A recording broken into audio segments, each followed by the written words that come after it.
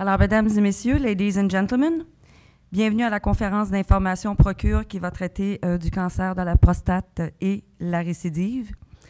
Nous tenons à remercier tous les participants dans cette salle et ceux qui nous suivent par le biais de l'Internet, car la conférence est diffusée en direct en français et en anglais sur le site procure.ca. We wish to thank all participants following us via web, since the conference is broadcast live both in French and English on our website procure.ca. Un grand merci également à notre conférencier qui a gracieusement accepté de partager son temps et ses connaissances avec nous ce soir, soit le docteur Frédéric Pouliot, qui est urologue oncologue rattaché justement à ce centre hospitalier universitaire.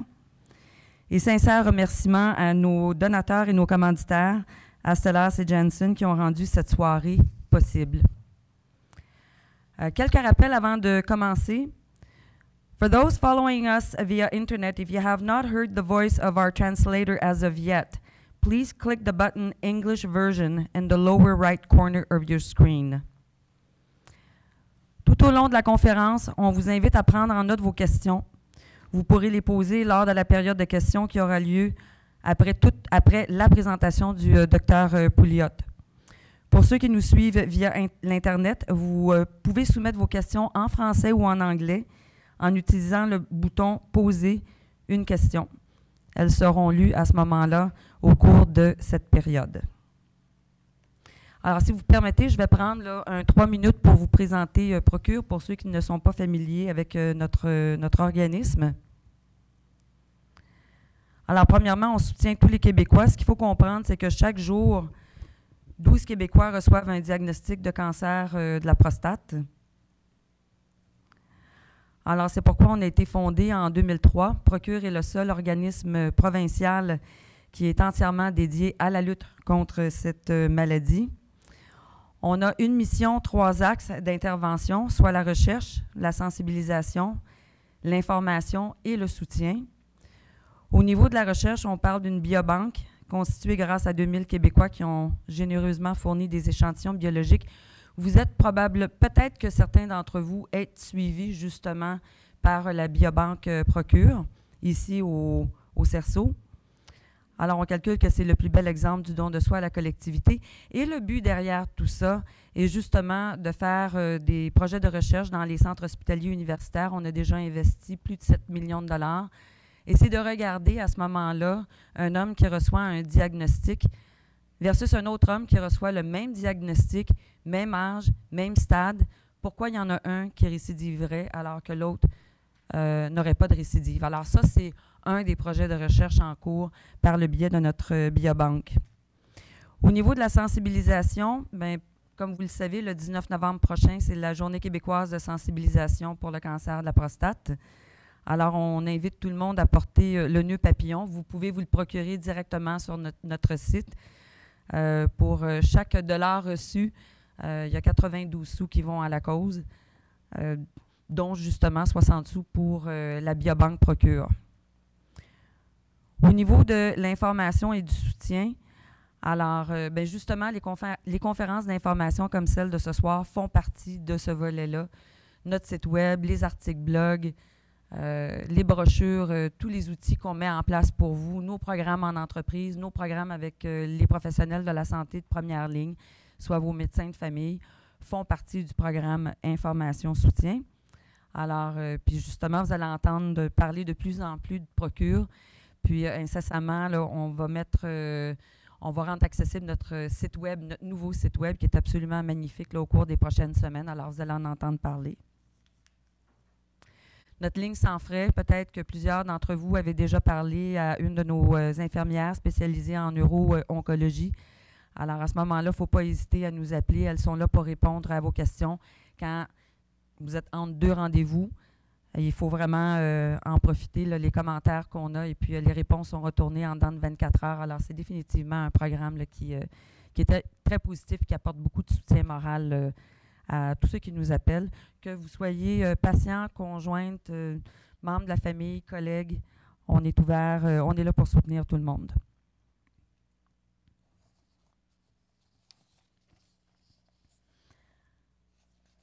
Alors, si vous permettez, maintenant, j'aimerais inviter le docteur Frédéric Pouliot. Je l'ai mentionné tout à l'heure, c'est un neurologue oncologue. Il est chercheur en imagerie moléculaire, professeur adjoint, subventionnel ici à l'Université Laval. Il est rattaché au Centre hospitalier universitaire de Québec. Alors, j'aimerais qu'on l'invite. Il va faire une présentation que j'ai vue de toute façon. Elle est assez exceptionnelle et elle devrait répondre à plusieurs de vos questions et préoccupations. Alors, docteur Pouliot, merci.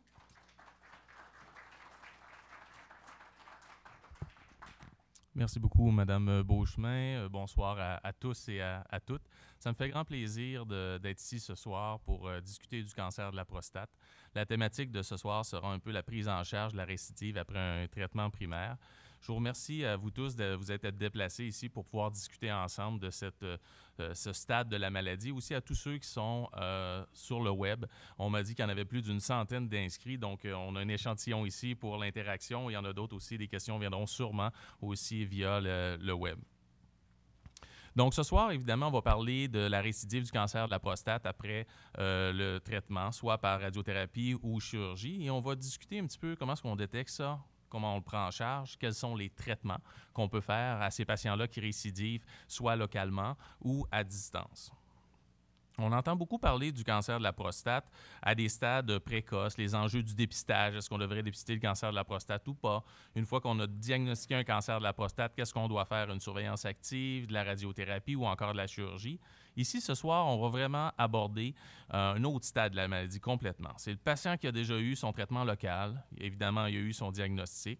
Et ensuite de ça, la plupart vont avoir un PSA, donc une bonne réponse au traitement. Mais malheureusement, il y a un certain pourcentage de ces patients-là qui vont récidiver. Et il y a plusieurs options qu'on peut offrir à nos patients. C'est de ça qu'on va discuter. Avant de parler de la récidive en tant que telle, on va se rappeler un petit peu l'anatomie, des notions importantes pour bien comprendre le cancer de la prostate et sa récidive. La prostate, c'est une glande exocrine qu'on voit ici symbolisée et qui est située entre la vessie et entre l'urètre pénien et entre le pénis. À l'arrière de la prostate, on retrouve le rectum. Les nerfs érectiles passent tout au long de la prostate et c'est pour ça que les traitements associés au cancer de la prostate peuvent être associés à dysfonction érectile. On observe aussi ici en bleu pâle un petit muscle qu'on appelle le sphincter externe. Et c'est ce sphincter-là ici qui va permettre la continence. On comprend donc, en comprenant l'anatomie de la prostate, quels sont les enjeux de traiter le cancer de la prostate par chirurgie ou encore par radiothérapie, les effets secondaires qui peuvent être associés. Un autre point important aussi que je voulais mentionner à ce stade-ci de la présentation, c'est la fameuse PSA ou APS, qui signifie antigène prostatique spécifique. L'APS est sécrété par la prostate. Il est sécrété dans le sperme par cette glande exocrine et va servir à la liquéfaction du sperme lors de l'éjaculat. Le cancer de la prostate, c'est le cancer le plus fréquemment diagnostiqué au Canada. Il y a un homme sur 7, en fait, dans sa vie qui va être diagnostiqué avec un cancer de la prostate. Il représente près de 10 % des cas de mortalité par cancer au Canada, soit un homme sur 27. Au Québec, on diagnostique 12 hommes chaque jour avec un cancer de la prostate. C'est 4800 Québécois par année et 880 Québécois vont décéder de leur cancer de la prostate annuellement. On entend souvent parler que le cancer de la prostate est une maladie indolente. Avec des statistiques comme ça, je pense que c'est important aussi qu'on se rappelle que oui, c'est vrai, plusieurs patients ne décéderont pas nécessairement de leur cancer de la prostate lorsqu'ils sont diagnostiqués, mais quand même, ça reste une cause de mortalité importante chez l'homme. Donc, tout au long de la présentation, je vais vous donner certains messages clés. Je pense que c'est surtout là-dessus qu'il faut focusser, qu'il faut retenir. Donc, mon premier ici, c'est que le cancer de la prostate est le cancer le plus commun chez l'homme et une cause importante de mortalité par cancer au Québec et au Canada. Mon deuxième message, je dirais, c'est que la majorité des patients diagnostiqués ne vont pas nécessairement mourir de leur cancer lorsque traités. La question qu'on peut se poser à ce stade-ci, c'est alors, est-ce que ça vaut la peine de traiter le cancer de la prostate? Est-ce que ça vaut la peine d'avoir soit la radiothérapie ou la prostatectomie radicale? Et la réponse, c'est oui. Il y a des études qui ont été faites, j'en présente seulement qu'une ici. Une étude où on a regardé chez des patients atteints d'un cancer de la prostate, si on fait que les suivre, ces cancers-là, ou on les traite par une prostatectomie radicale, est-ce qu'il va y avoir une différence de mortalité globale, toutes causes confondues, ou de mortalité par cancer de la prostate? Et ce que vous voyez ici, à l'axe des Y, c'est qu'on voit la probabilité de décéder du cancer et les années. Et vous voyez en noir qu'il y a moins de chances de décéder de toute cause lorsqu'on est traité par une prostatectomie radicale que lorsqu'on est simplement suivi. Et la différence est encore plus notable lorsqu'on s'intéresse simplement aux causes de mortalité par cancer de la prostate. Et il y a d'autres études aussi qui ont démontré les mêmes choses. Toutefois, ce qui est important que vous sachiez aussi, c'est que tous les cancers de la prostate ne sont pas égaux. Il y a des cancers qu'on dit de bas risque, c'est-à-dire des cancers qui vont évoluer très lentement et tellement lentement qu'on redoute aujourd'hui et on doute que ces cancers-là vont être vraiment une cause de mortalité à long terme. Donc aujourd'hui, ces cancers-là dits de bas risque, on va simplement les suivre par surveillance active. Il y a d'autres cancers qu'on dit d'un risque plus intermédiaire. Ces cancers-là, ce sont des cancers qui vont mettre le patient à risque de décéder sur peut-être 10 à 15 ans, mais lorsqu'on les traite localement, les chances de guérison sont excellentes. Et la troisième catégorie, ce sont des cancers de haut risque, des cancers donc qui sont plus agressifs et que même si on les traite par radiothérapie ou chirurgie, une grande proportion de ceux-ci vont récidiver et risquent de causer le décès du patient. Alors maintenant, comment est-ce qu'on fait pour discriminer entre ces différents types de cancers-là? Bien, il y a 3 éléments à savoir. Le premier, c'est le toucher rectal. Est-ce qu'on sent le cancer ou on ne le sent pas? Le deuxième, c'est le niveau d'APS au diagnostic. Et le troisième, c'est la somme de Gleason. Qu'est-ce que cette somme de Gleason-là? La somme de Gleason, en fait, c'est ce qui représente l'agressivité du cancer. Comment est-ce que notre cancer est malin? Quel est son potentiel d'aller ailleurs et de progresser? C'est le pathologiste qui nous donne ça, la somme Gleason, le grade de la tumeur. Quand on reçoit une biopsie, on l'envoie au pathologiste et lui, il regarde dans son microscope. Et selon la morphologie des cellules, il est capable de nous dire est-ce que ce sont des cellules très agressives ou peu agressives. Les cellules de bas risque, les cancers de bas risque, ont un score Gleason 6. Ceux de risque intermédiaire ont un score Gleason 7. Et ceux qui sont très agressifs par leur nature même, ont un score de Gleason 8, 9 et 10. Et quand on prend ensuite de ça le toucher rectal, qui est le stade clinique ici, T1 ou T2A, la valeur de l'APS et le score de Gleason, on peut déterminer quel est le niveau de risque du cancer d'un patient. Et suite à ça, on peut déterminer quel est son risque de décéder du cancer de la prostate. Donc, ici, on a une illustration un peu des 3 niveaux de risque de cancer de la prostate après un traitement par radiothérapie. On voit ici que c'est le nombre d'années et le nombre de patients qui est décédé. Donc, en rouge, les patients qui sont de haut risque vont décéder à un pourcentage beaucoup plus important que les patients qui ont un cancer de bas risque. Ce très faible niveau-là de mortalité nous fait pencher maintenant vers une surveillance active d'abord chez ces patients-là, puisqu'il n'y en a pratiquement pas qui vont décéder après un suivi de 15 ans sans intervention. Donc, le troisième message que je veux porter ce soir, c'est que les cancers de la prostate n'ont pas tous la même agressivité.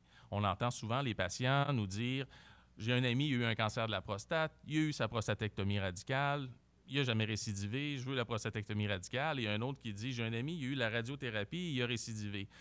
Et je ne veux pas avoir la radiothérapie. » Donc, on comprend donc que souvent, ce n'est pas du tout du même cancer qu'on parle. Donc, il faut vraiment, lorsqu'on parle du cancer de la prostate et on fait des choix thérapeutiques, s'intéresser un petit peu à notre niveau de risque entre le bas, intermédiaire et élevé. Le quatrième message que je veux amener ce soir, c'est que le traitement par chirurgie ou par radiothérapie des cancers de la prostate de risque intermédiaire ou à haut risque diminue la mortalité. Il y a plusieurs études qui l'ont montré et je pense que maintenant, c'est bien établi.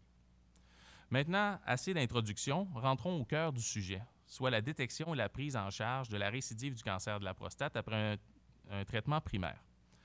Comment est-ce qu'on suit ça, un cancer? Comment un patient, on l'a traité, il a eu sa prostatectomie radicale, il a eu sa radiothérapie externe. Comment est-ce qu'on fait pour savoir si le cancer est complètement éradiqué ou s'il a tendance à revenir? Bien, il y a 3 paramètres qu'on suit principalement. On suit la PSA, qui est l'antigène prostatique spécifique, qui est une prise de sang. On suit la clinique. Est-ce qu'il y a réapparition au niveau de la loge prostatique dans le cas de la radiothérapie d'une masse tumorale? Est-ce qu'il y a des nouveaux symptômes urinaires qui laisseraient croire que le cancer est en train de progresser? Et on va se servir aussi des examens radiologiques, qu'on appelle l'imagerie conventionnelle, comme la scintigraphie osseuse et d'autres examens. Et si le cancer progresse par l'APS, on va dire que c'est une récidive biochimique, parce que c'est détecté dans le sang. Si le patient progresse par de la douleur ou des symptômes, on va parler d'une progression clinique. Si le patient progresse par l'apparition de métastases, on va parler de progression radiologique. Donc, on va tout revoir ces différents types de progression-là et ce qu'on peut faire à différents stades dans ce cas-là. Revenons un petit peu en arrière à l'antigène prostatique spécifique. L'antigène prostatique spécifique, je l'ai mentionné plus tôt, c'est une protéine qui est sécrétée par la prostate pour liquéfier le sperme, puis elle est présente uniquement dans la prostate. Son élévation n'est pas diagnostique d'un cancer de la prostate. Oui, l'APS est plus élevé dans le cancer de la prostate, mais il y a d'autres pathologies qui peuvent expliquer aussi son élévation. Donc, une fois qu'on a fait un traitement local, on suit l'APS et, comme je le disais, dans la majorité des cas, on va avoir un APS après une prostatectomie radicale qui va être à 0. C'est ce qu'on veut. Il n'y a pas de récidive. Mais par la suite, si on s'aperçoit que la PSA se met à remonter, c'est un signe qu'il peut avoir encore de la maladie active qui est en train de revenir. Donc, une fois qu'on a eu un traitement primaire, on va doser l'APS de manière sériée. On va le faire d'abord à tous les 3 mois pendant 1 ou 2 années et ensuite aux 6 mois. Et après 5 ans, on va le faire une fois par année pendant 10 à 15 ans pour s'assurer que le cancer ne récidive pas tardivement. Et ensuite de ça, selon les paramètres de l'APS, soit son niveau et la vitesse à laquelle il augmente, on va pouvoir savoir s'il y a récidive ou pas. Et une des grandes questions que j'ai souvent en clinique, quand on a un patient qui récidive à l'APS ou même qui ne récidive pas, on me dit « Docteur, pourquoi est-ce que vous mesurez l'APS? J'ai plus de prostate. Vous me l'avez enlevé. Il n'y a pas de raison que j'ai de l'APS. » En fait, ce qu'il faut savoir, c'est que les cellules normales de la prostate sécrètent de l'APS, mais les cellules cancéreuses aussi. Donc, nous, on assume comme cliniciens que lorsque la prostate est enlevée, si on détecte de l'APS, c'est peut-être qu'il y a des petites cellules cancéreuses qui sont allées ailleurs. Et ailleurs, c'est dans les ganglions lymphatiques, dans les os ou dans les viscères. Et ça, c'est très important parce que ça guide complètement nos traitements par la suite. Les cellules cancéreuses aussi peuvent revenir au site de la chirurgie ou de la radiothérapie. Dans le cas de la radiothérapie, elles peuvent revenir dans la prostate et dans le cas de la chirurgie, elles peuvent revenir après ça aux alentours ou dans la zone qui a été resséquée. Donc maintenant, comme clinicien aussi, vous, comme patient et comme personne intéressée par le cancer de la prostate, c'est important que vous compreniez, quand on a un APS, un PSA qui s'élève après une prostatectomie radicale ou une radiothérapie, quelle en est la cause? Qu'est-ce qu'un clinicien pense dans sa tête lorsqu'il détecte de l'APS? Premièrement, on en a parlé, ça peut être du cancer. Oui, ça peut être du cancer qui revient dans la prostate ou dans la loge prostatique. Ça peut être aussi du tissu bénin, parce que la prostate est complètement fusionnée avec la vessie et avec le muscle, le sphincter. Donc, quand on fait la chirurgie, on ne veut pas rendre le patient incontinent, donc on préserve le sphincter, mais il peut rester quelques petites cellules microscopiques de tissu bénin, c'est-à-dire de tissu non cancéreux de, cancer, de prostate. Et, comme je l'ai mentionné, ça peut être causé par des métastases. Après une chirurgie, la définition d'une récidive, c'est lorsque la PSA atteint 0,2. Donc, souvent, on va détecter de l'APS à 0,01, 0,03, 0,05 et ainsi de suite. Mais on ne s'inquiétera pas. La définition vraiment d'une récidive, c'est lorsque la PSA passe le seuil de 0,2. Avant ça, ça peut être très bien du tissu bénin et ces fameuses petites cellules-là qui restent au niveau du site chirurgical. Donc, on va toujours d'une période d'observation avant de faire quelque traitement que ce soit. Après une radiothérapie, il faut se souvenir qu'à la différence de la chirurgie, il y a encore une prostate qui est en place. Donc, il peut y avoir encore là du tissu bénin qui n'a pas été irradié complètement et qui peut être responsable encore là de l'élévation de la PSA. Il peut y avoir aussi de l'inflammation au niveau de la prostate. Si quelqu'un fait une infection urinaire, c'est une cause d'élévation d'APS chez quelqu'un qui a sa prostate qui n'a pas été traité pour un cancer de la prostate, mais ça peut l'être aussi pour quelqu'un qui a été traité par radiothérapie. Donc, des fois, on peut avoir des fausses élévations de l'APS. Et encore là, bien évidemment, il peut y avoir des métastases, comme dans le cas après une prostatectomie radicale. Donc, la définition de récidive après une radiothérapie est un peu différente de celle après une chirurgie. Étant donné qu'on a encore du tissu prostatique, la définition, c'est un APS augmentant au-dessus de 2 par rapport à la valeur la plus basse, qu'on appelle le nadir. Donc, je vous donne un exemple concret. Un patient avait, par exemple, un PSA à 8. On lui donne une radiothérapie. Le PSA tombe à 0,5. On observe, il reste à 0,5 pendant une année et ensuite, il se met à élever. 0,7, 1, 2,5, et c'est à 2,5 donc on va pouvoir vraiment conclure à une récidive biochimique après une radiothérapie. Donc, il y a vraiment une différence entre les notions de récidive après une prostatectomie radicale et après une radiothérapie. Alors, pourquoi est-ce qu'on parle de tout ça, les causes? Bien évidemment, c'est que le traitement, tel que déjà mentionné, entre une récidive qu'on croit être locale ou à distance, donc les cellules qui ont été ailleurs dans le corps, vont être complètement différents. Après, par exemple, une prostatectomie radicale, le traitement de sauvetage va être une radiothérapie parce qu'on vise les cellules au site de résection de la prostate si on croit que la récidive est locale.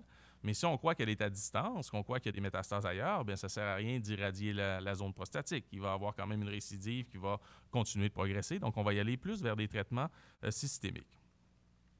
Donc, on a parlé déjà des traitements de sauvetage. Quels sont-ils maintenant pour chacune des thérapies primaires? Après une prostatectomie radicale, le traitement standard de sauvetage et le seul traitement, en fait, est la radiothérapie externe de sauvetage. Cette thérapie de sauvetage-là consiste en 33 traitements, la plupart du temps, qui sont donnés par radiothérapie externe. Donc, on envoie des rayons qui vont détruire les cellules prostatiques qui sont présentes dans le bassin au site de la prostatectomie radicale et aussi au ganglion lorsque l'irradiation est étendue. Les critères pour donner cette radiothérapie-là de sauvetage sont une récidive biochimique avec les mêmes critères que je viens de mentionner précédemment, un PSA au-dessus de 0,2, mais idéalement, on ne veut pas la donner trop tard, la radiothérapie. Pour qu'elle soit maximalement efficace, on veut la donner avant que le PSA soit en bas de 0,5. Pour ce qui est de la radiothérapie, il y a plusieurs thérapies de sauvetage possibles. Il y a la prostatectomie radicale de sauvetage, où on va réopérer dans le tissu qui a été irradié. Il y a la cryothérapie qui consiste à rentrer des aiguilles dans la prostate et à geler le tissu prostatique en préservant l'urètre pour détruire les cellules qui sont récidivantes. Il y a des thérapies à ondes focales de haute intensité qu'on appelle le HIFU. C'est une autre thérapie qui a aussi été étudiée. Et il y a des protocoles expérimentaux qui consiste à en redonner une autre dose de radiothérapie au sein de la prostate, donc une curithérapie haute dose pour retraiter le cancer de la prostate. Les thérapies de sauvetage sont des thérapies qui, à mon avis, sont très efficaces et qu'il faut toujours considérer quand on a une récidive. Ici, on a des courbes de survie, OK? Donc, c'est des survies à 5 ans, ici étant 100% de survie, donc c'est ce qu'on souhaite. Après une radiothérapie, pour un patient qui a eu un cancer de la prostate traité par prostatectomie radicale. On s'aperçoit donc que, tout dépendant de certains facteurs de risque, on peut avoir une excellente réponse. On parle ici de 90% de réponse selon les seuils d'APS. Et il y a d'autres groupes de patients qui répondent moins bien. Mais dans le pire des cas, ici, on parle d'environ 40% de réponse à 5 ans. Donc, quand même, lorsque c'est la dernière chance d'être guéri, je pense que c'est important de considérer cette avenue-là, d'avoir une radiothérapie de sauvetage après une chirurgie. Donc, mon 5e message ce soir, c'est que la récidive biochimique n'est pas définie de la même façon après une prostatectomie radicale ou une radiothérapie. Donc, vous ne pouvez pas, si vous discutez avec d'autres gens qui ont eu un cancer de la prostate, vous avez des proches, on ne peut pas comparer les deux modalités. Mon 6e message, c'est qu'en face d'une récidive, après un traitement local, il y a des traitements de sauvetage qui doivent absolument être considérés parce qu'il y a encore des possibilités d'être guéri. On ne parle pas de palliation, on parle pas... Il y a vraiment une grande possibilité d'avoir une réponse et d'être guéri définitivement. Et mon 7e message, c'est que parfois, la détection de l'APS vient de métastases. Et dans ce cas-là, les traitements de sauvetage sont évidemment non efficaces. On traite localement, mais on peut avoir un PSA et un cancer de la prostate qui va continuer d'évoluer par la suite dû à ces cellules cancéreuses-là qui se retrouvent ailleurs dans le corps du patient. Comment maintenant est-ce qu'on peut prédire si un patient a des métastases ou pas? Il y a 2 types d'imagerie. Il y a l'imagerie dite conventionnelle qu'on retrouve dans nos hôpitaux, puis il y a l'imagerie moléculaire.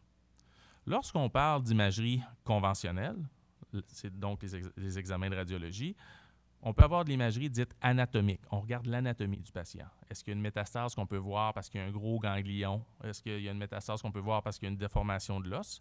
Et il y a aussi la médecine nucléaire, qui est une autre forme de radiologie, mais qui utilise un petit peu la radioactivité pour dépister le cancer, et plus l'effet du cancer, je dirais, sur l'anatomie. Donc, l'imagerie conventionnelle, on parle principalement de tomodensitométrie axiale, ce qu'on appelle aussi le CT scan, le TACO, et l'imagerie par résonance magnétique nucléaire, qu'on appelle aussi la MRI en anglais, ou l'IRM en français. Et ces deux techniques-là imagent, comme on peut voir ici en bas à droite, l'anatomie du patient.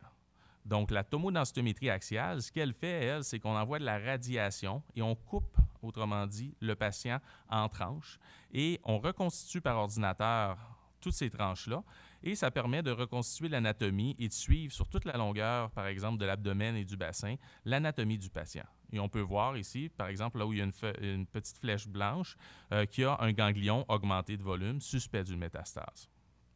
La résonance magnétique utilise un principe physique différent, soit des changements au niveau magnétique dans le corps suite à un champ magnétique, mais tout ça, une fois interprété, nous donne les mêmes informations, soit une augmentation de la taille de ganglions ou des anomalies dans les structures osseuses.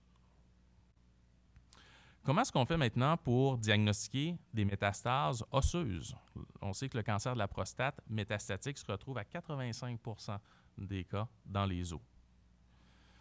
L'examen conventionnel le plus fréquemment utilisé, c'est la scintigraphie osseuse. Comment est-ce que la scintigraphie osseuse arrive à détecter les cellules de cancer de la prostate? C'est qu'on marque radioactivement une molécule chimique qu'on appelle un biphosphonate. On l'injecte dans les veines du patient et ensuite de ça, cet agent-là va aller se lier là où il y a du remodelage osseux, là où l'os est détruit et se refait, et détruit et se refait. Ce serait donc positif en cas d'une fracture. Quelqu'un qui se fracture, on le verrait. Mais le cancer de la prostate, en allant dans l'os, lui, il détruit l'os autour. Donc, il fait cette espèce de déconstruction, reconstruction de l'os. Et la scintigraphie osseuse va être capable de détecter ça. Et c'est comme ça qu'on détecte les métastases dans les os. Il y a un nouveau mode d'imagerie qui est apparu, je dirais, depuis peut-être 20 ans, mais dans le cancer de la prostate, qui a pris vraiment son essor depuis environ 5 à 6 ans, c'est l'imagerie moléculaire. Qu'est-ce que l'imagerie moléculaire? En fait, c'est la capacité de certaines molécules d'aller lier des protéines ou des gènes qui sont spécifiques au cancer in vivo chez un patient. Et ces molécules-là qui vont lier le cancer de manière spécifique chez un patient vont être marquées radioactivement, un peu comme la scintigraphie osseuse, mais avec des éléments radioactifs un peu plus puissants. Et ensuite de ça, on expose le patient avec une caméra qui nous permet de détecter différents seuils de radioactivité. Donc, vous pouvez voir ici à la feuille blanche, en rouge, avec la flèche blanche, on voit en rouge ici une zone d'hyperactivité. Donc, plus c'est rouge, plus c'est intense. Et on en voit une autre ici où il y a un certain niveau d'intensité à deux endroits. Sachant que la molécule, ce qu'on appelle un traceur, va lier principalement le cancer de la prostate, on doute donc que dans ces deux endroits-là, il pourrait avoir du cancer de la prostate. Ensuite de ça, on prend ces images-là et on les fusionne avec l'anatomie. Et on s'aperçoit effectivement que la flèche blanche correspond à un ganglion probablement métastatique. Même si le ganglion est de taille normale, on est capable d'aller voir au sein de celui-ci s'il y a des cellules cancéreuses ou s'il y a une haute probabilité de cellules cancéreuses. À l'opposé, on s'aperçoit ici que la flèche rouge, elle, correspond simplement aux intestins. Et comme ce traceur-là est excrété dans les intestins, bien, on sait que c'est non spécifique, ce n'est pas du cancer. Donc, ces techniques-là d'imagerie moléculaire sont en train de révolutionner notre capacité à suivre le cancer de la prostate. Il y a deux traceurs très intéressants qui ont été étudiés justement dans les 10 dernières années. Le premier, c'est la choline. La choline, c'est ce constituant-là de la membrane cellulaire, donc des cellules, de toutes les cellules des mammifères, mais qui va être incorporée lorsque la cellule se divise. Donc, elle va être plus préférentiellement incorporée dans des cellules cancéreuses que dans des cellules normales. Et donc, quand on injecte de la choline au patient qui est marqué avec du fluor ou du carbone radioactif et qu'on soumet un patient au PET scan, donc à cette imagerie-là dont on vient de parler, on peut voir des zones d'hypercaptation comme ici dans un ganglion lorsque fusionné avec un CT scan en imagerie anatomique. Et ceci nous donne une très haute probabilité d'avoir un cancer à cet endroit-là. Un autre traceur qu'il faut en savoir de nos jours et qui devient de plus en plus important dans la prise en charge de la récidive d'un cancer de la prostate, c'est les traceurs qui vont lier le PSMA. Qu'est-ce que le PSMA? C'est dans le fond le Prostate Specific Membrane Antigen. Qu'est-ce que c'est ça? C'est une protéine en fait qui est exprimée à la surface des cellules de cancer, principalement, et pas dans le tissu bénin. Et les compagnies et les différentes universités ont développé des traceurs qui vont aller se lier à cette protéine-là. Et ces traceurs-là sont marqués encore là radioactivement, soit avec un fluor ou un carbone radioactif. Et donc, ça devient une imagerie très spécifique. C'est comme si on allait vraiment identifier spécifiquement les cellules cancéreuses au sein d'un patient. Et grâce à ces traceurs-là, qui portent des noms compliqués, mais finalement, c'est des traceurs qui vont lier cette protéine-là, on peut, encore là, être très sensible pour détecter des ganglions qui sont positifs pour du cancer, alors que l'imagerie anatomique, ici c'est le CT scan, nous montre un petit ganglion qui n'était pas suspect du tout. Donc, ceci a amené justement l'Association européenne d'urologie, qui est l'association la plus puissante présentement dans le monde et la plus influente aussi, à donner des recommandations. Qui est-ce qui doit être imagé et qui est-ce qui ne doit pas être imagé en face d'une récidive après une prostatectomie radicale, mais les mêmes, je dirais que les mêmes arguments pourraient être aussi appliqués à après la radiothérapie. Donc, si la PSA est en bas de 1, il n'y a aucune technique qui a été démontrée présentement comme étant sensible assez pour voir si notre récidive se retrouve au niveau local ou ailleurs, dans des métastases. Si la PSA est au-dessus de 1, on peut recommander d'utiliser des PET-CT à la choline et au PSMA. Il est très important ici, je veux que vous écoutiez cette partie-là plus attentivement, c'est que ces nouveaux traceurs-là sont présentement en recherche. Ils n'ont pas été encore homologués par Santé Canada. Donc, la seule manière de les avoir au Canada et au Québec, c'est via des protocoles de recherche. Donc, il y a des compagnies qui sont en train de les faire approuver, mais c'est le même processus qu'un médicament. Donc, aussi bien que c'est recommandé en Europe, où les règles sont différentes, aux États-Unis et au Canada, on ne peut pas injecter, malheureusement, ces différents traceurs-là à l'extérieur de protocoles de recherche. Mais si vous êtes en récidive, vous avez un proche qui a une récidive, informez-vous. Il y a des protocoles ici à Québec, il y en a aussi à McGill et à Montréal. Ces nouveaux traceurs-là sont disponibles, mais pas à tous les stades de la maladie. Et finalement, pour ce qui est de l'imagerie conventionnelle par scintigraphie osseuse et par CT scan, on recommande de l'utiliser uniquement si la PSA est au-dessus de 10. Pourquoi? C'est très peu sensible. Jamais on va trouver, à peu près jamais, ou très rarement, des métastases à des PSA qui sont à des seuils où ça va influencer notre traitement de donner de la radiothérapie ou encore d'y aller vers une prostatectomie de sauvetage. Donc, nos imageries qu'on a dans nos édifices présentement sont archaïques et vont être appelés à changer, je dirais, dans les 3 à 5 prochaines années. Vraiment, l'imagerie moléculaire va devenir un nouvel outil. Donc, le 8e message que je veux vraiment transmettre aujourd'hui, c'est qu'en face d'une récidive ou d'un cancer de la prostate de haut risque, la détection de métastases peut orienter le traitement. Les techniques d'imagerie conventionnelle sont peu utiles pour éliminer les métastases à des niveaux d'APS qui permettent un traitement de sauvetage efficace. Donc, on est encore aujourd'hui, en 2017, au Québec, dans la plupart du temps, on se doit de baser notre décision d'y aller vers des traitements systémiques ou des traitements locaux, basés sur les seuils d'APS, le stade tumoral et le score Gleason, donc des facteurs cliniques. Et on ne dit pas aux patients, vous allez répondre ou pas, on donne une probabilité de réponse uniquement. On va vous dire, bien, avec ce qu'on a en main, les statistiques veulent que vous allez avoir, par exemple, 30% ou 90% dans l'exemple que je montrais. C'est là qu'on est. Mais l'imagerie moléculaire, dans les prochaines années, je pense, va vraiment amener une nouvelle manière de traiter les patients. On va vous dire, vous êtes à distance ou vous êtes localement et vos chances de répondre ou de ne pas répondre sont excellentes ou nulles. Donc, le 10e message aussi, c'est qu'il y a de nouvelles approches diagnostiques par imagerie moléculaire utilisant la tomographie par émission de positrons, qu'on appelle TEP, à la fluorocholine, aux ligands du PSMA, qui sont investigés en clinique et qui sont disponibles dans certains centres, mais en recherche uniquement. Leur rôle en clinique n'est pas établi complètement pour imager la récidive, mais mon opinion, c'est que dans quelques années, vraiment, on va travailler avec ces nouvelles modalités-là.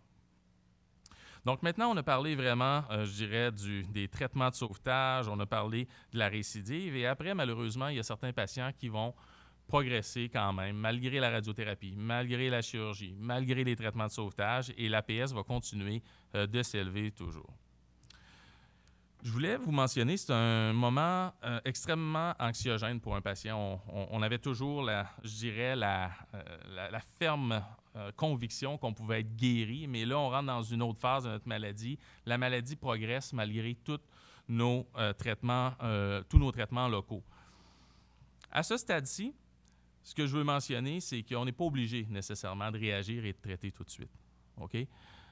Observer et voir à quelle vitesse l'APS s'élève peut être un bon indicateur et une bonne conduite. On sait que les traitements, par exemple l'hormonothérapie, les traitements systémiques ont leurs effets secondaires et il peut se passer plusieurs années avant que le patient développe des métastases détectables par l'imagerie conventionnelle dont on vient de discuter.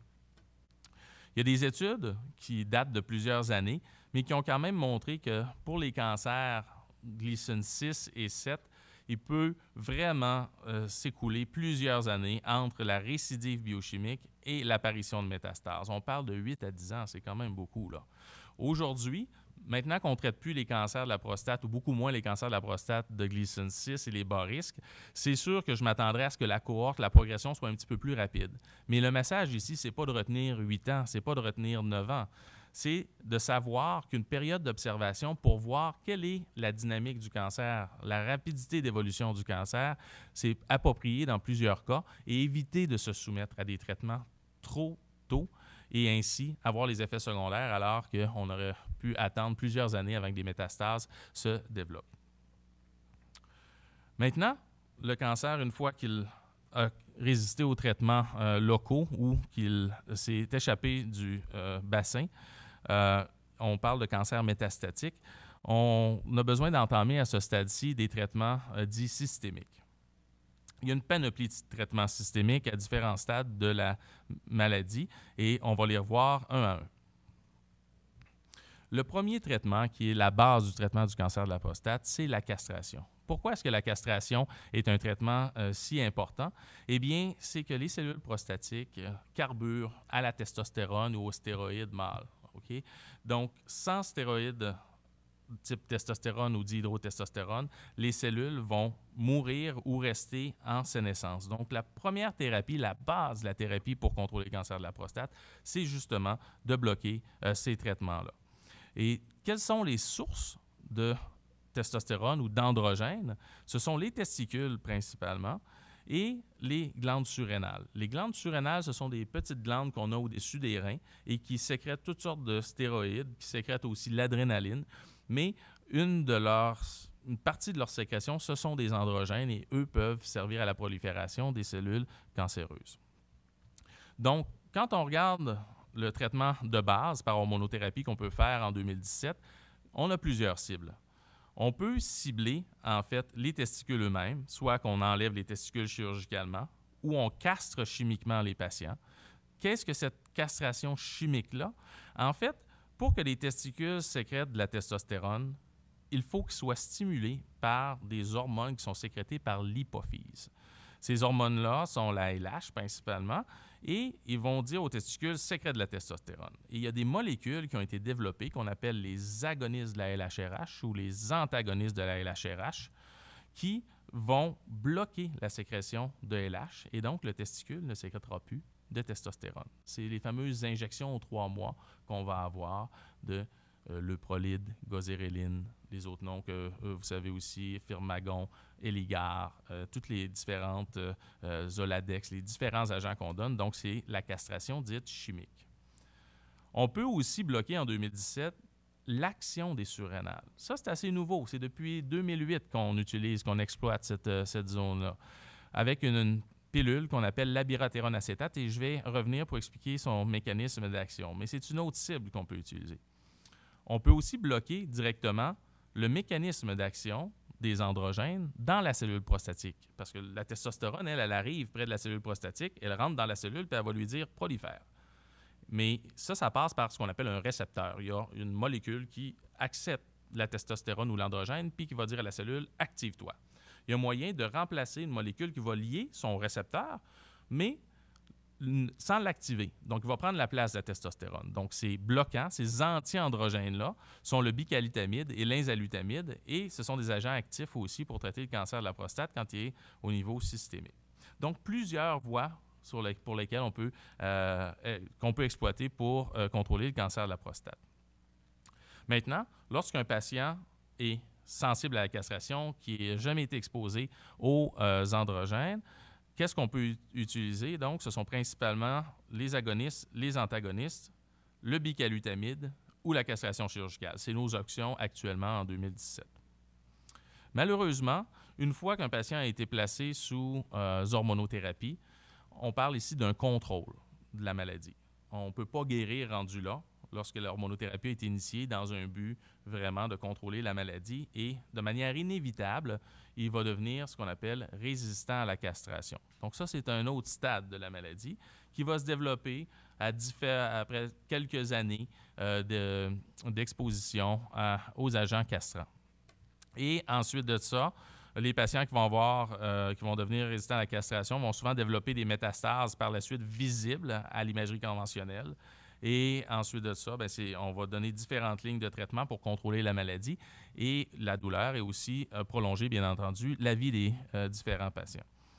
Donc, quand on parle du continuum de la maladie, on a expliqué lorsque le patient a une récidive après les thérapies locales, on peut commencer une hormonothérapie et l'APS va être contrôlée pendant un certain temps.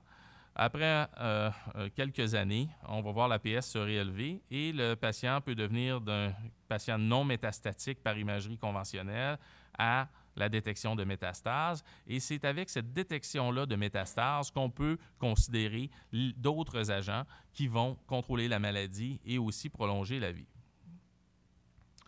Pour ce qui est des cancers qui n'ont pas de métastases, donc on a un patient qui est résistant à la castration, mais lorsqu'on fait une scintigraphie osseuse et on fait un CT scan, on ne trouve pas de métastase, qu'est-ce qu'on peut faire? Actuellement, il n'y a pas de traitement reconnu pour prolonger la vie. Ce qu'on sait, par exemple, c'est qu'en 2018, il risque d'avoir des annonces. Il y a des grandes études qui ont été faites et qui vont probablement annoncer un bénéfice pour certaines molécules, mais actuellement, on n'a rien d'autre que de la recherche à offrir aux patients. Donc, c'est une autre partie un petit peu plus anxiogène où on se dit on attend l'apparition de métastases avant de pouvoir réagir pour pouvoir offrir des traitements. Le premier traitement qui est efficace dans le cancer de la prostate, et là on retombe dans les métastatiques résistants à la castration, donc une fois qu'il a résisté à l'hormonothérapie et qu'il a développé des métastases, le premier traitement qui a été démontré comme efficace, c'est la chimiothérapie à base de docétaxel. Ça date de 2004-2005. La première étude qui a démontré qu'il y avait une molécule efficace dans le cancer de la prostate métastatique. Et ce que ça a montré, c'est que cette thérapie-là pouvait prolonger de 2,5 mois la survie des patients en moyenne. Donc, on a donc une courbe de survie, le pourcentage de patients qui survivent ici. En pointillé, c'est ceux qui recevaient une chimiothérapie reconnue pour être bonne pour diminuer en fait la douleur, mais pas augmenter la survie. Par rapport à cette chimiothérapie-là ou de cet accès, on voit que les patients avec la chimiothérapie vivaient plus longtemps.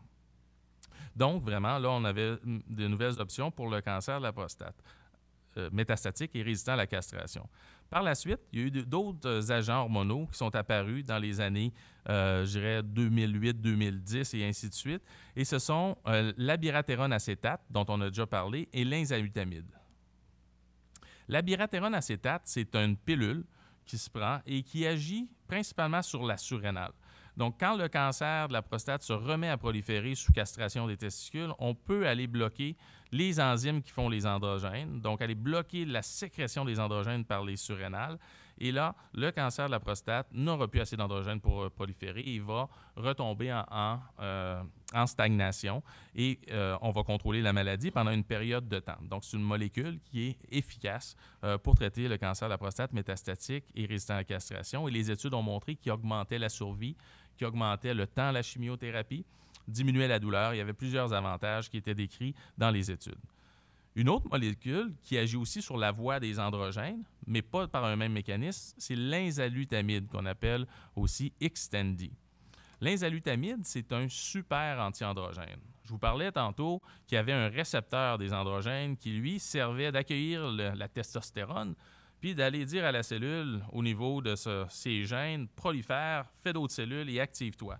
Bien, l'enzalutamide, lui, il vient bloquer cette liaison-là de l'androgène à son récepteur et empêche la cellule, justement, d'avoir des signaux positifs suite à l'exposition à la testostérone et aux androgènes aussi surrénaliens. Et cette molécule-là a été démontrée comme augmentant la survie des patients qui apprennent par rapport au placebo, a été démontrée aussi à retarder le temps à la chimiothérapie et à augmenter aussi la qualité de vie des patients qui apprennent, toujours chez des patients qui sont métastatiques et résistants à la castration. Donc, ça nous donne ici nos options avant la chimiothérapie chez un patient qui est métastatique et résistant à la castration. Qu'en est-il maintenant lorsque le patient progresse, mais après sa chimiothérapie à base de docetaxel?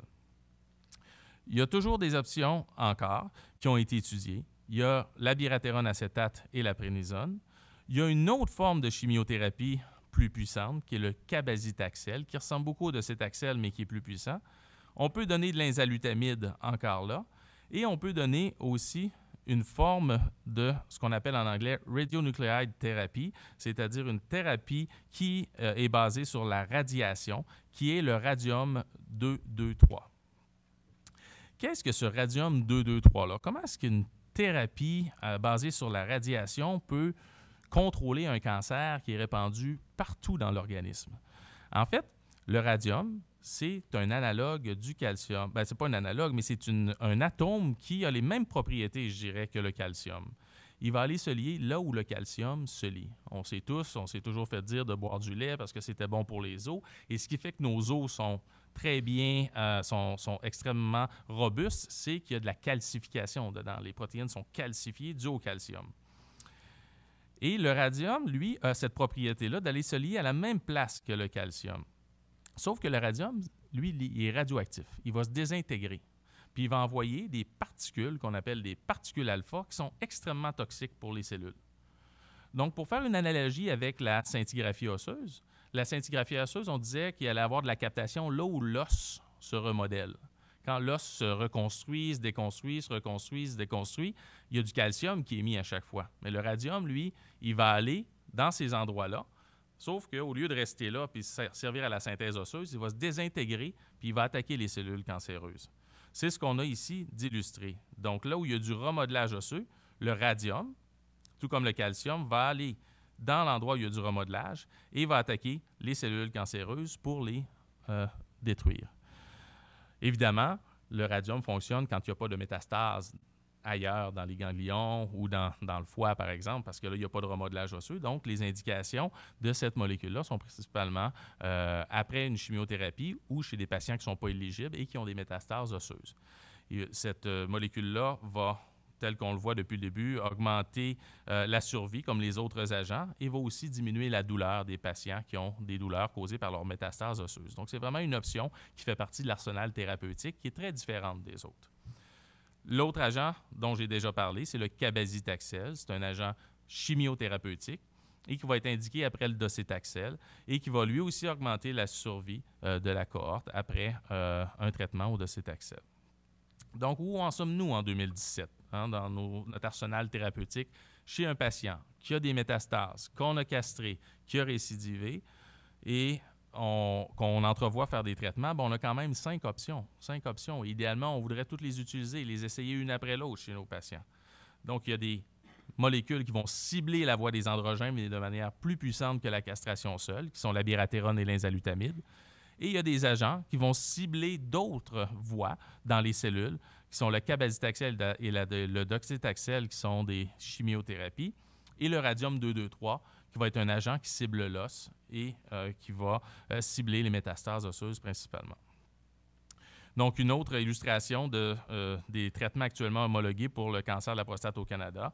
Je l'ai mis simplement comme référence pour vous et pour ceux qui vont revoir cette conférence-là ultérieurement, mais ça vous donne un peu le spectre des possibilités d'utilisation des différents agents dans le cancer de la prostate métastatique et résistant à la castration.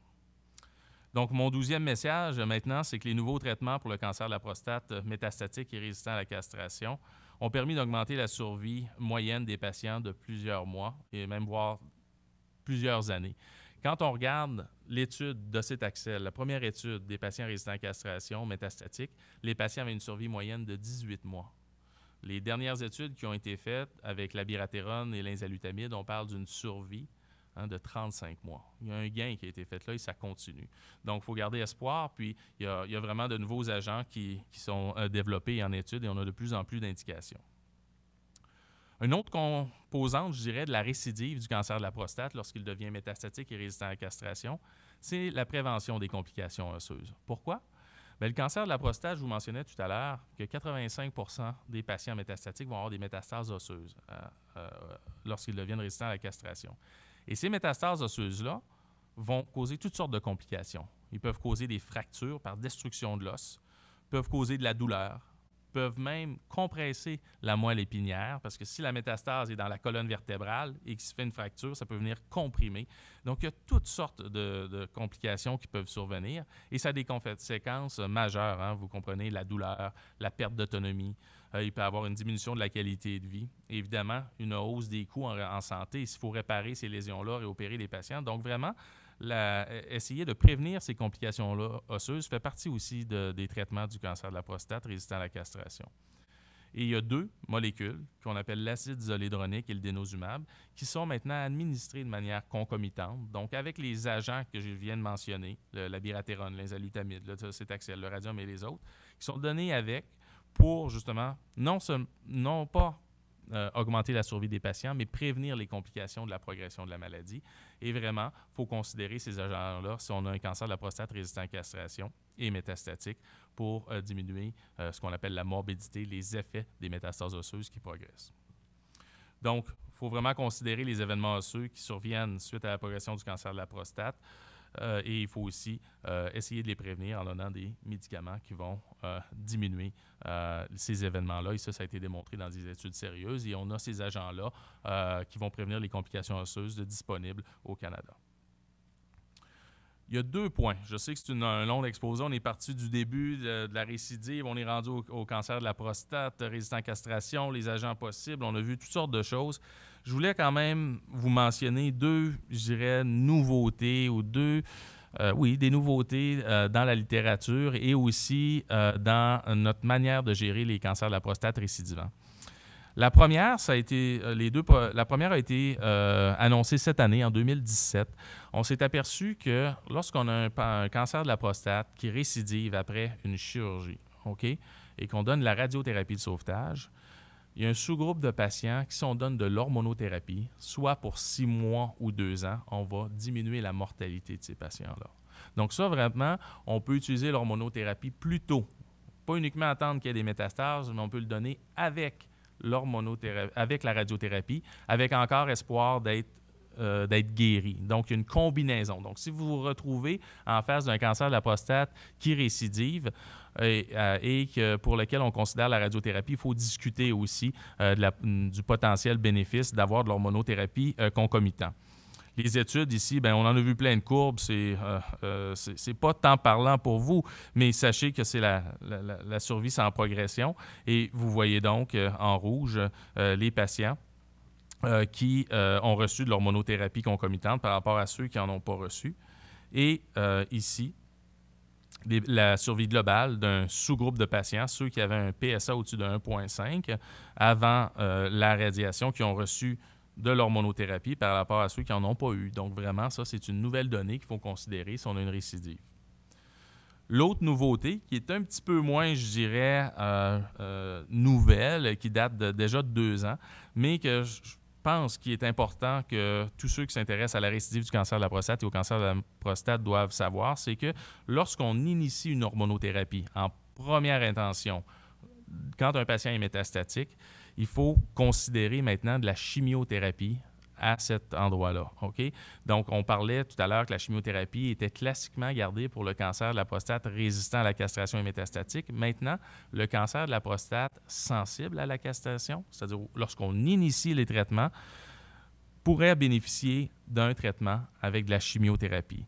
Et le bénéfice de cette chimiothérapie-là est importante à mentionner. On parle d'une survie augmentée de 13,6 mois, c'est 1 an de plus, ceux qui en ont reçu par rapport à ceux qui n'en ont pas reçu. Donc, vraiment, encore là, si quelqu'un, malheureusement, a le diagnostic d'un cancer de la prostate métastatique et chez qui on recommande de débuter une hormonothérapie, il faut avoir la discussion avec son radio-oncologue, son neurologue-oncologue ou son oncologue médical de la possibilité d'avoir de la chimiothérapie parce que les bénéfices sont importants. On parle d'1 an de survie, même si on reste en soins palliatifs. Donc, mon 14e message, c'est que l'ajout d'hormonothérapie à la radiothérapie de sauvetage peut augmenter la survie des patients en récidive biochimique après une prostatectomie radicale, que devant ce diagnostic, il faut discuter avec son médecin de cette possibilité-là Et un peu parallèlement, l'ajout d'une chimiothérapie peut augmenter significativement la survie de patients atteints de métastases et hormonosensibles, donc à l'instillation de l'hormonothérapie, et que devant ce diagnostic, il faut aussi en discuter avec son médecin de la possibilité de recevoir de la chimiothérapie. Donc, je vous remercie de votre patience, votre attention qui est encore excellente et je suis ouvert à toutes les questions s'il y en a. Merci.